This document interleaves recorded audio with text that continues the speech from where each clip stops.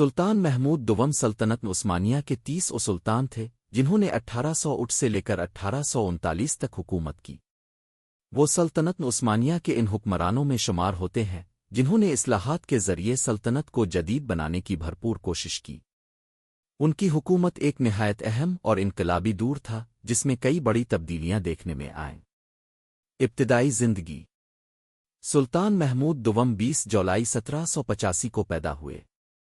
وہ سلطان عبد الحمید اول کے پوتے اور سلطان عبد العزیز کے بیٹے تھے۔ جب انہوں نے 1808 میں تخت سنبھالا تو سلطنت سیاسی، فوجی اور اقتصادی لحاظ سے شدید بحران کا شکار تھی۔ اہم اصلاحات۔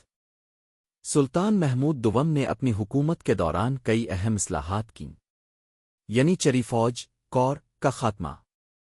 1826 میں سلطان نے واقعہ خیر آسپیشس انسیڈنٹ کے ذریعے یعنی چری فوج کو ختم کر دیا۔ یہ فوج وقت کے ساتھ ساتھ بدعنوان اور بغاوت ہو چکی تھی اور اصلاحات میں بڑی رکاوٹ بن گئی تھی۔ جدید فوج کا قیام، یعنی چری فوج کے خاتمے کے بعد سلطان نے یورپی طرز کی جدید فوج قائم کی جسے کہا گیا انتظامی اصلاحات۔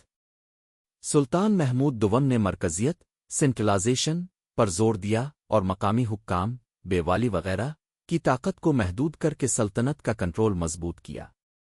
لباس و ظاہری اصلاحات۔ انہوں نے سرکاری افسران کے لباس میں تبدیلی کی اور مغربی طرز کا فیشن متعارف کرایا۔ فیض ٹوپی بھی اسی دور میں سرکاری لباس کا حصہ بنی۔ تعلیم و مواصلات۔ جدید تعلیمی ادارے قائم کیے گئے اور ڈاک سڑکیں اور دیگر مواصلاتی ذرائع کو بہتر بنایا گیا۔ مذہب و ثقافت۔ اگرچہ سلطان محمود دوم نے مغربی انداز کی اصلاحات کیں لیکن وہ خود کو اسلام کا محافظ سمجھتے تھے۔